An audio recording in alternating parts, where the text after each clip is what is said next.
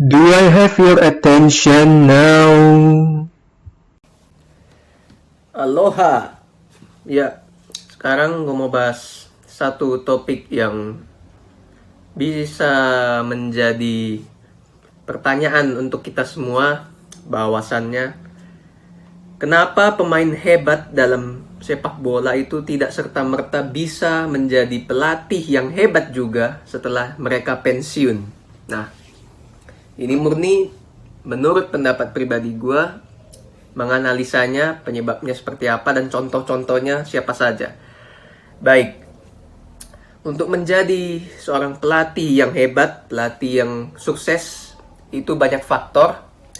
Harus bisa menguasai faktor psikologis dan juga faktor teknisnya. Juga harus bisa improve di setiap momen, di setiap zaman. Jadi nggak hanya bertahan di satu waktu, tapi harus bisa terus fleksibel karena sepak bola terus berkembang. Nah, penyebabnya kalau menurut gua itu ada dari dua faktor itu. Jadi pelatih yang hebat dia harus bisa menguasai changing room, ruang ganti psikologis dari pemainnya. Kalau dia tidak bisa menguasai psikologis, maka dia tidak bisa mendapatkan kepercayaan dari pemainnya sendiri, sehingga para pemainnya akan susah untuk menerapkan strateginya di lapangan dan tidak akan bisa memberikan kepercayaan 100% untuk menunjukkan kemampuannya kepada si pelatih, sehingga mengakibatkan si pelatih ini tidak bisa mengeluarkan kemampuan 100% dari pemainnya sendiri. Nah, contohnya seperti apa faktor psikologis? Faktor psikologis itu bisa dari si pemain misalnya lagi mentalnya down, atau lagi ada urusan keluarga, urusan pribadi, sehingga tidak bisa fokus dalam pertandingan. Nah, perannya si pelatih ini harus bisa mengerti, harus bisa membaca ke dalam isi hati si pemain, isi pikirannya. Dia harus bisa membangkitkan aura superior dari si pemain supaya dia bisa kembali fokus dan menunjukkan kemampuannya. Terlebih lagi dalam pertandingan, misalnya situasi pertandingan panas, situasi pertandingan kurang kondusif, maka si pelatih harus bisa menenangkan para pemainnya, para anak asuhnya untuk bisa fokus 100%, untuk bisa kembali reset the moment ke zero, darinya minus ke zero, untuk bisa kembali ke positive moment. Jadi itu sangat penting faktor psikologis. Banyak pelatih yang pintar secara strategi tapi tidak bisa menguasai faktor psikologis, sehingga akan terbuang sia-sia dari kepintarannya tersebut. Contohnya pelatih yang hebat dari psikologis, kalian juga mungkin sudah tahu nama-namanya, bahkan lebih tahu dari gua. Mourinho, psikologis hebat. Ancelotti, psikologisnya hebat. Dan yang lain-lain, nama-nama besar. Secara strategi mereka usang, tapi mereka bisa menguasai faktor tersebut sehingga mereka bisa memberikan banyak trofi dalam karirnya mereka. Nah, yang kedua itu adalah faktor strategi ya.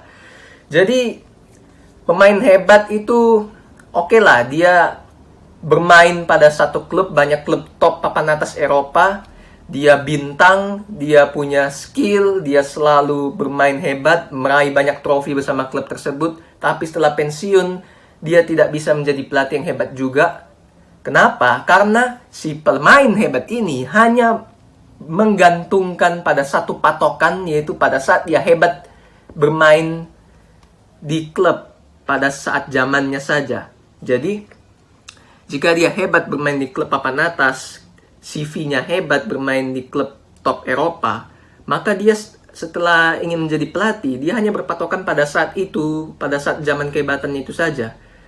Dia tidak mengikuti perubahan fleksibilitas sepak bola yang dari tahun ke tahun, zaman ke zaman selalu berubah-ubah zamannya, modelnya ya. Nah, kenapa banyak pelatih hebat itu tidak harus dari pemain yang juga hebat, pemain yang selalu bermain menyumbangkan banyak trofi di karirnya. Kalian bisa lihat pelatih-pelatih top sekarang, Klopp, Guardiola juga bukan pemain yang hebat sebenarnya. Dia sebenarnya biasa-biasa aja. Terus si Nagelsmann bahkan pensiun muda, bukan pemain yang hebat. Dan yang lain banyak contohnya. Iya, jadi ada beberapa nama pelatih hebat sekarang yang banyak pegang klub besar itu tidak asalnya dari pemain yang hebat kayak Thomas Tuchel, kayak yang nama-nama yang lain lah. Nah, penyebabnya kenapa? Karena mereka tahu pada saat mereka berkarir sebagai pemain itu, mereka tidak memberikan sesuatu yang wow, sesuatu yang bagus kayak gelar, banyak ke trofi yang banyak ke klub yang mereka bela pada saat mereka berkarir, dan permainan mereka juga biasa banget, jelek lah bisa dibilang ya. Nah, jadi karena situasi seperti itu, mereka tidak berpatokan kepada masa lalu mereka itu yang sebagai pemain. Karena itu mereka melakukan penelitian, menelaah lebih jauh bagaimana menjadi seorang pelatih yang hebat. Maka dari itu muncullah gegen pressing, tiki taka, terus yang lain-lain, filosofi-filosofi yang sekarang kita kenal itu. Nah, dan juga rasa rasa hasrat, eagerness dari para pelatih yang hebat-hebat sekarang, yang nama-nama besar ini.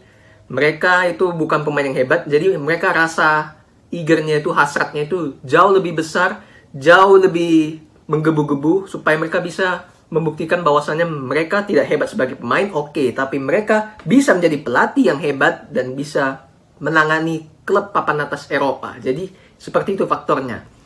Nah, kayak kita semua tahu lah, pemain-pemain hebat kayak Xavi, Gerrard, Lampard, Pirlo, dan Gattuso, Seedorf. Mereka itu semua punya nama besar, bermain di klub papan atas Eropa di sepanjang karir dia dan menyumbangkan banyak trofi. Tapi sekarang begitu menjadi pelatih, mereka tidak bisa memberikan bukti apa-apa. Karena itu kembali lagi ke poin yang di awal, mereka hanya berpatokan pada masa lalu, tidak melakukan penelitian seperti pemain-pemain jelek yang sekarang jadi pelatih top. Dan rasa eagernya itu kurang besar seperti pelatih yang tidak hebat menjadi pemain pada masanya. Jadi seperti itu gue bilang. Tapi ada, kalian mungkin juga bisa bilang, Zidane bisa kok juara Champions League berturut-turut di Madrid dan dia sebagai pemain hebat, pelatih hebat. Well, Zidane kalau dia memang memberikan penghargaan seperti itu kepada Real Madrid, oke. Tapi hanya sebagian kecil. Setelah itu, di mana Zidane sekarang? Gone, hilang. Tidak menangani klub apa-apa, menganggur. Bahkan udah berapa tahun nggak tahu dia ngelatih, udah berapa lama. Gak ada klub juga yang mau dia, padahal banyak lowongan klub yang lagi kosong nyari pelatih, tapi gak ada yang mau ambil Zidane. Tidak ada. Zidane bukan pelatih yang hebat. Dia bisa memberikan banyak trofi karena pemain Real Madrid pada saat 3 musim itu yang Champions League berturut-turut, itu semuanya lagi top perform, lagi ganas-ganasnya, wajar aja. Rahmat Darmawan yang pegang pun bakal juara juga. Jadi dia tidak masuk kategori pelatih hebat yang asalnya jadi pemain hebat. Hanya sebagian kecilnya, tidak menyeluruh lah. Sekarang dia nganggur juga kan, itu kenyataannya.